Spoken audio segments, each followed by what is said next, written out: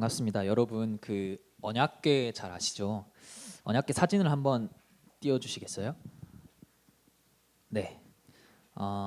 언약궤는 현재 존재하지 않아서 저래 있을 것이다라는 모형품인데 그 이스라엘 민족이 여리고성을 이렇게 돌 때 언약궤를 앞세워 돌았고 그때 여리고성이 무너졌잖아요. 언약궤 안에는 세 개가 있어요. 여기 보시는 바와 같이 언약궤 안에는 10계명이 있었습니다. 이거 뭐냐면 그 모세 때 여호와께서 말씀을 주시면서 10계명을 주셨는데 이게 돌판에 담겨 있었어요. 10계명이 저 두 돌판에 각각 나누어져서 이렇게 있었고 언약궤라고 하는 이 이름도 실은 10계명 하나님의 말씀, 하나님이 주신 이 언약을 담아두신 거다. 그 궤다 해서 언약궤라 불립니다. 그래서 언약궤 안에서 가장 중요한 거는 이 언약이 담겨 있는 10계명이 되겠죠. 두 번째로 만나를 담은 항아리가 있어요. 이건 뭐냐면 그 광야에서 내가 매일 너희에게 만나와 매출하기로 먹이지 아니했냐. 배고플 때는 만나가 질리니 영양소가 부족하니 매출하기를 너희를 인도하고 보호하고 필요를 채워주지 아니했냐. 하나님의 인도하심이 나타나 있습니다. 세 번째로는 아론의 쌍난 지팡이. 아론의 쌍난 지팡이가 뭐냐면 그 12지파가 있었죠. 이스라엘에 12지파를 대표하는 모든 지팡이를 가져와라. 근데 이 아론의 지팡이에만 싹이 났어요. 오직 레위 지파였던 아론의 지팡이에만 싹이 났고 그 지팡이는 출애굽할 때 모세와 함께 했던 지팡이고 근데 그 지팡이가 가공된 지팡이에요. 그러니까 생명이 없는 지팡이에요. 그렇잖아요. 나무를 두고 움직이는 지팡이가 아니잖아요. 나무를 꺾어서 한 지팡이인데 그 지팡이에는 철저히 하나님의 능력이 나타나 있습니다. 지금 이 언약궤는 세상에서 찾아볼 수가 없죠. 언약궤가 만약 존재하고 있다면 사람들이 그 언약궤 찾으려고 몰리고 막 지금도 찾고 다니고 신성화하고 또 우상숭배하고 있겠죠. 그게 인간의 본성이잖아요. 그 테니스 선수들이 엄청 격해요. 테니스가 쉽게 지치고 근데 그 엄청 격한 운동을 하는 선수들이 온몸에 뭐가 걸쳐져 있는 게 되게 불편할 거 아니에요. 근데 테니스 유명한 선수들이 손목에 시계를 차고 와요. 왜 시계를 차냐면 회사에서 수십억의 스폰을 주기 때문에 뭐 나달 같은 경우는 시계 하나 차는데 뭐 1년에 96억 정도 받는다고. 그래서 이걸 왜 시계 회사가 이렇게까지 해서 주냐면 그 격한 운동을 하는데도 그렇게 서브를 날리는데도 그 시계가 끊어지지 않고 버틸 수 있다. 이게 엄청난 홍보 효과를 주고 테니스를 보는 관객들로 하여금 나 저 시계를 갖고 싶어. 나 저 시계가 탐나. 이런 홍보 효과를 준다 해요. 근데 만약 언약궤가 지금 존재한다면 그 시계 하나 가지고도 그렇게 하는데 엄청난 우상화거리가 되겠죠. 그래서 하나님이 언약궤를 없애서 쓸 거다 그렇게 생각하고 있습니다. 그런데 그 당시에 이 언약궤는 신성한 거로 아무도 만질 수가 없었어요. 그래서 다음 사진을 보여주세요. 네, 이게 잘 보이시나요? 그래서 언약궤를 운반할 때는 어떻게 해야 되냐면 언약궤 구석에 고리를 내고 그 고리에 장대를 걸어서 이렇게 들고 옮겨야 돼요. 그러니까 언약궤를 함부로 만질 수가 없는 거죠. 그만큼 언약궤가 엄청나게 위험 있고 신성 있는 거였다. 다만 제가 이야기하고 싶은 거는 언약을 맺으신 하나님이 중요하지 언약궤가 중요한 게 아니잖아요. 그래서 제가 이 포인트로 하긴 할 건데 오늘 본문을 한번 보겠습니다. 성경을 모두 펴주시고 같이 따라가겠습니다. 오늘 본문 사무엘하 6장 1절에서 11절입니다.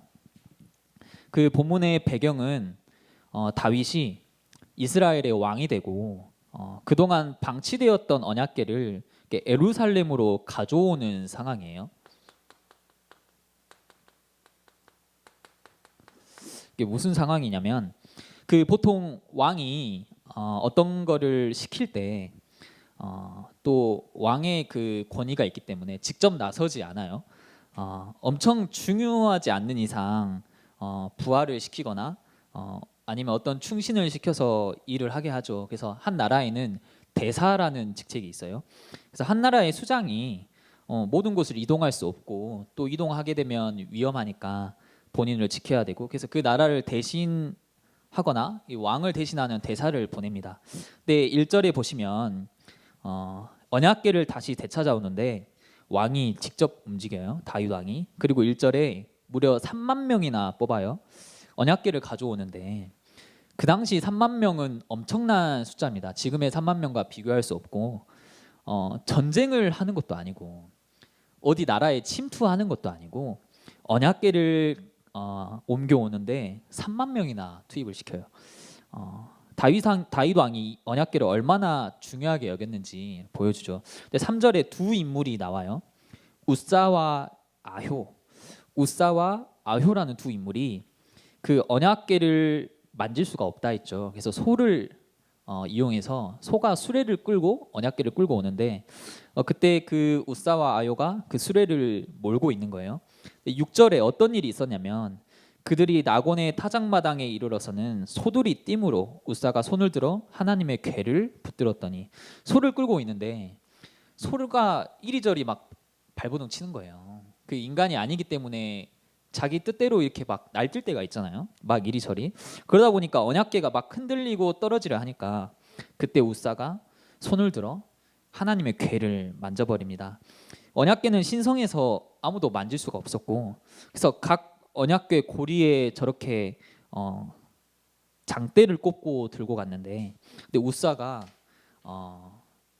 그 소들이 뛴다고 언약궤를 손으로 만져버렸어요. 7절에 그래서 어떻게 됐냐면 여호와 하나님이 우사가 잘못함으로 말미암아 진노하사 그를 그곳에서 치시니 그가 거기 하나님의 궤 곁에서 죽으니라. 요 언약궤를 만지자마자 그 곁에서 죽게 됩니다. 하나님께서 직접 치셨다고 되셨어요. 그를 그곳에서 치시니 8절에 여호와께서 우사를 치심으로. 언약을 가볍게 여기는 사람, 우리는 어떠합니까? 이 언약이 이 하나님의 말씀을 우리가 진짜 가볍게 여기지 않습니까? 하나님의 말씀이 선포되는 이 예배를 진짜 가볍게 생각하지 않습니까? 예배를 드려도 그만, 안 그려도 그만. 우리가 대학부 예배를 왜 드려야 합니까? 이 언약이 선포되는 그 자리이기 때문에 세상에 수많은 지식들이 쏟아져 나오는데 여러분 그 정보들은 막 어떻게 해서든 붙잡으려 하잖아요.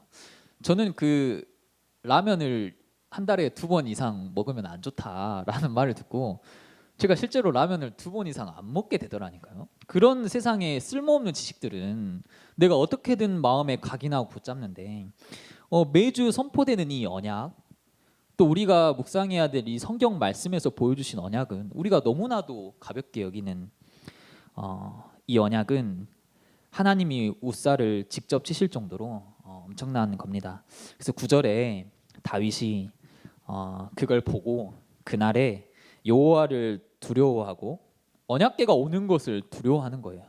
여호와의 궤가 어찌 내게로 오리요. 그래서 10절에 다윗이 다윗성 자기에게로 오는 그 언약궤가 메어 가기를 즐겨하지 않는 거예요.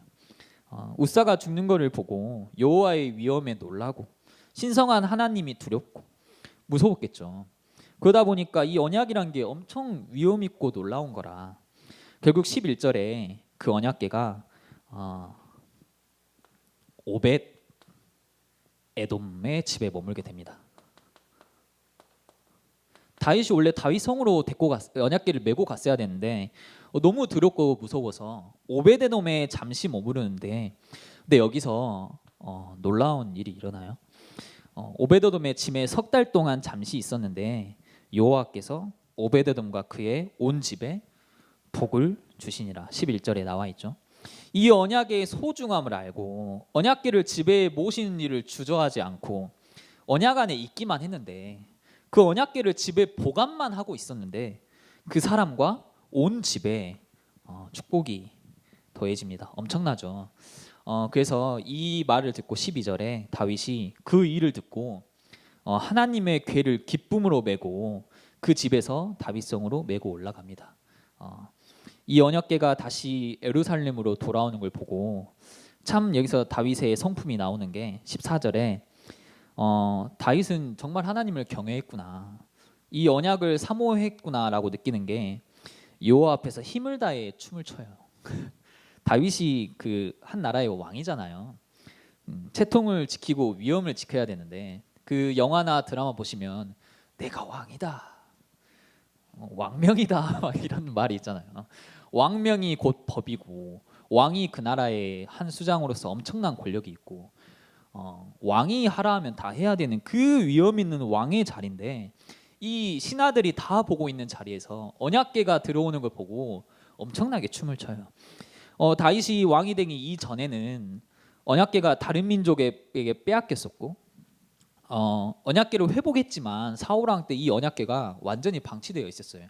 그걸 보고 다윗이 왕을 즉위하자마자 언약궤를 찾아오죠.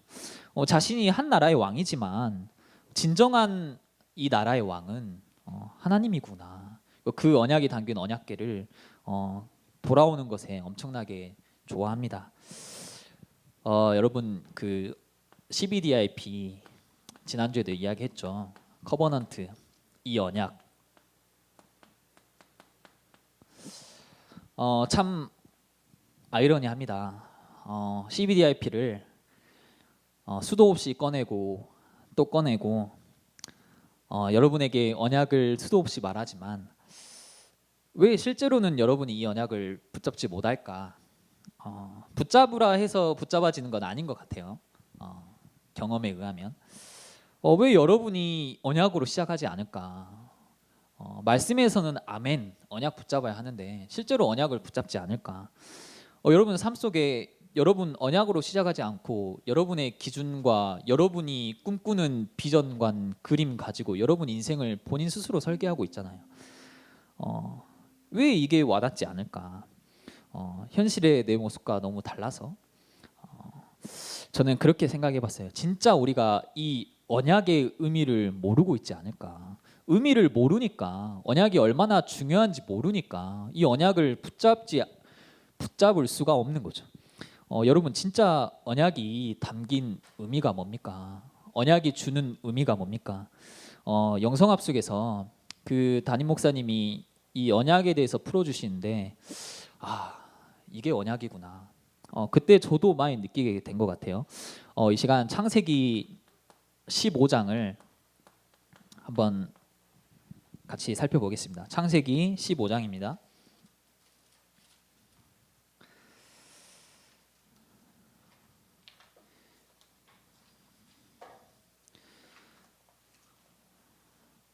창세기 15장 9절에 6절이죠. 아브라함과 언약을 맺으시는데 아브라함이 여호와를 믿으니까 여호와께서 아브라함을 의로 여기세요. 그리고 9절에 아브라함이 이렇게 명하십니다. 여호와께서 그에게 이르시되 나를 위하여 3년 된 암소와 3년 된 암염소와 3년 된 수량과 산비둘기와 집비둘기 새끼를 가져올지니라. 아브라함이 그 모든 것을 가져다가 그 중간을 쪼개고 그 쪼갠 것을 마주 대하여 놓고 그 새는 쪼개지 아니하였으며. 옛날 고대 시대 족장 시대였죠. 그 서로 간에 약속을 할 때, 서로 간에 이 약속을 주고받을 때 하는 의식이 있었어요. 그게 뭐냐면 예를 들면 이렇게 염소가 있으면 이 염소의 중간을 이렇게 쪼개는 거예요. 동물들의 중간을 쪼개고 각 재물의 중간을 쪼개요. 이렇게 중간을 쪼개다 보면 이 쪼갠 사이에 뭐가 나겠어요? 피가 엄청 철철철 이렇게 막 바닥에 피가 이렇게 다 뿌려져 있겠죠. 어쩔 수가 없는 거죠. 동물의 중간을 쪼갰으니까 피가 주변에 다 묻어 나와 있을 거예요. 이게 고대에 서로 간에 약속을 하는 의식이었어요. 그래서 그 족장 시대에는 한 민족의 족장이 서로 간에 약속을 지키기 위해 그 수장되는 족장 두 명이 이렇게 절반을 쪼갠 사이를 서로 함께 지나가야 돼요. 그게 약속을 하는 의식입니다. 서로 무조건 같이 이렇게 지나가도록 돼 있어요. 그래서 이게 무슨 의미냐면 이 피 흘린 곳을 지나가면서 피가 묻은 게 무슨 뜻이냐면 약속을 어기면 너 생명을 내놔야 돼. 이런 의미가 담겨 있어요. 당신 목숨을 걸고 하는 약속이야. 너 민족의 목숨을 거는 거야. 생명을 담보로 서로 약속을 맺는 거예요. 그게 고대 약속을 행했던 방식인데 하나님께서 아브라함에게 언약을 맺을 때 이 원리로 재물의 절반을 쪼개게 하세요. 아브라함에게. 그런데 해가 졌고 아브라함은 잠이 들었습니다.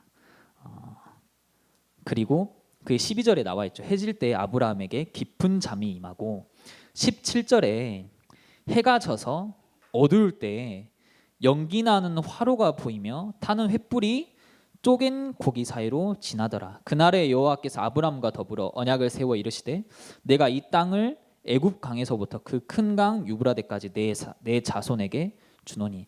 약속을 맺을 때는 두 족장이 함께 지나가야 돼요. 근데 약속을 맺으려고 하는데 하나님이 언약을 맺을 때는 하나님이 이 횃불로 임하셔서 아브라함은 이미 잠이 들었고 하나님의 횃불로 나타나셔서 본인 혼자 걸어가셨어요. 본인만 이 피 두 쪼갠 사이를 걸어가셨고 언약은 하나님이 일방적으로 인간에게 하신 거예요. 인간의 의도는 전혀 개입되지 않았어요. 우리가 하나님께 이 언약을 한번 맺어봅시다 이렇게 할 수가 없는 원리예요. 그리고 이 피 묻은 사이를 지나가시면서 본인의 생명을 담보로 거셨습니다. 본인의 생명을 걸고 언약을 맺으셨고 본인 목숨을 걸고 언약을 맺으셨고 그래서 하나님은 반드시 이 언약을 성취할 수밖에 없어요. 성취시킬 수밖에 없죠. 이 사이를 아브라함이 깊이 잠든 사이에 하나님 본인만 왔다 가셨다니까요.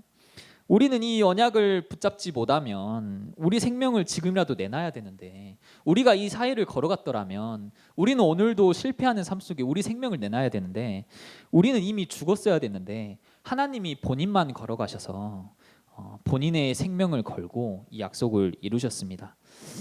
이게 언약의 뜻입니다. 그래서 언약의 여정을 걸어간다. 실패한 것처럼 보이는데 전혀 실패가 아니고 초라한 것처럼 보이는데 위대한 거고 언약을 붙잡고 걸어가는 여러분 인생에 하나님은 역사하실 수밖에 없고 인도하실 수밖에 없어요.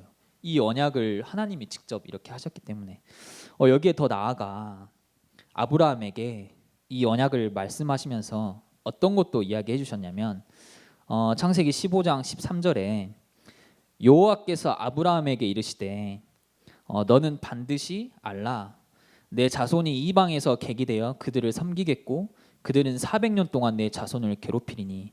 모세의 스토리 아시죠? 이스라엘이 이방의 객이 됐습니다. 애굽의 나라가 됐고 이 나라를 완전히 빼앗겼고 노예가 되고 애굽을 섬기고 400년 동안 노예 생활을 그대로 정확히 했잖아요. 400년 동안 내 자손을 괴롭힌다고 되온 그 아브라함 때 주셨던 말씀이 정확히 성취됐어요. 14절에 그들이 섬기는 나라를 내가 징벌할지며 그 후에 내 자손이 큰 재물을 이끌고 나오리라. 400년 노예 생활한 후에 정확히 애굽에 10가지 재앙이 일어났고 모든 재물과 모든 가축과 모든 것을 끌고 이스라엘 민족이 출애굽하죠. 이거를 모세 때 그렇게 하라고 말씀하신 게 아니라 아브라함 시대 때 이미 이 언약을 맺으시면서 예측하시고 말씀하셨습니다. 하나님은 이 출애굽의 역사를 이미 계획하시고 알고 계시고 언약하고 말씀하신 것을 정확히 1.1에 성취하셨어요. 이게 참 언약의 그 힘이고 능력이구나. 이 언약 앞에 다윗이 춤추며 또 웃사와 아효가 죽는 걸 보고 두려워 떨었구나. 시편 105편 8절에서 10절 보니까 이렇게 나와 있습니다.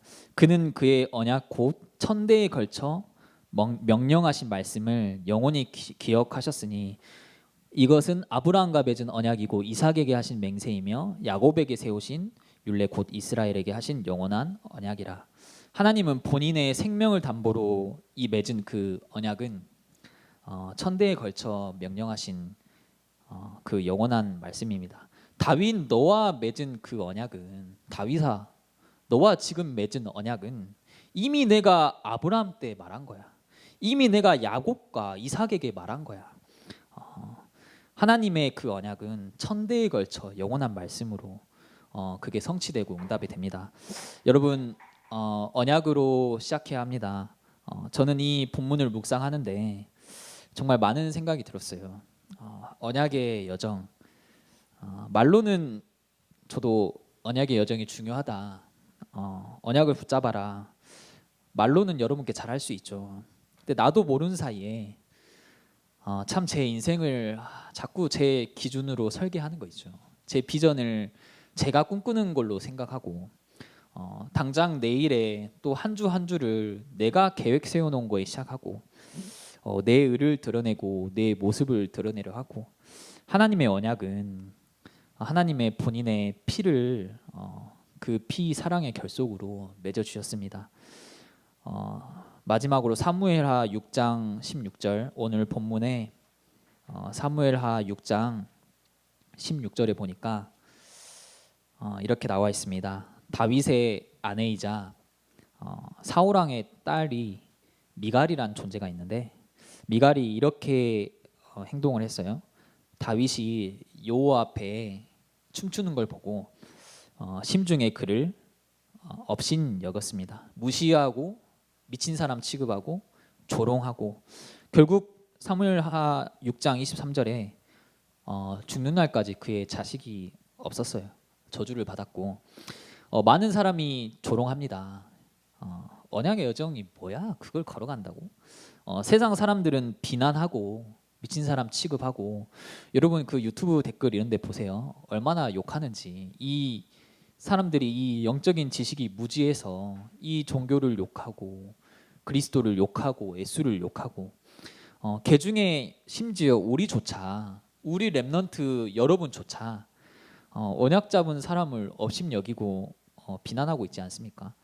언약 붙잡고 언약을 멋지게 걸어가는 사람 보고 특출났구나 쟤, 쟤 이상하게 바라보고, 왜 그런 시선이 있는지 모르겠어요.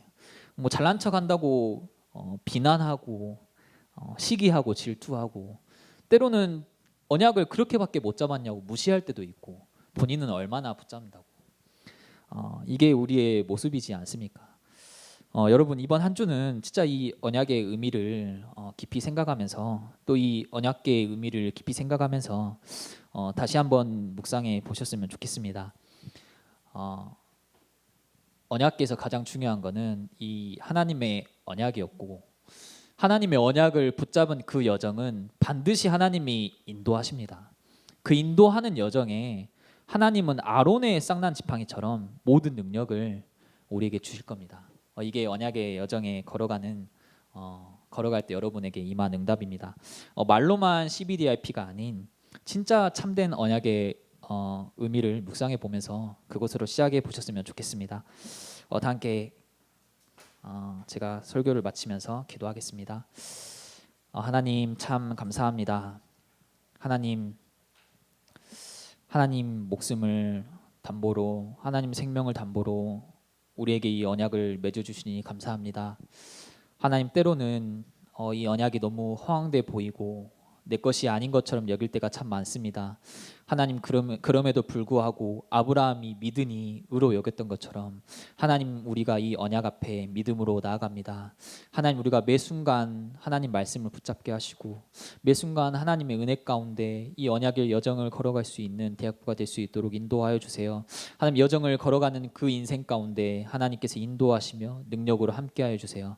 또 살아계신 주 예수 그리스도 이름으로 기도합니다. 아멘.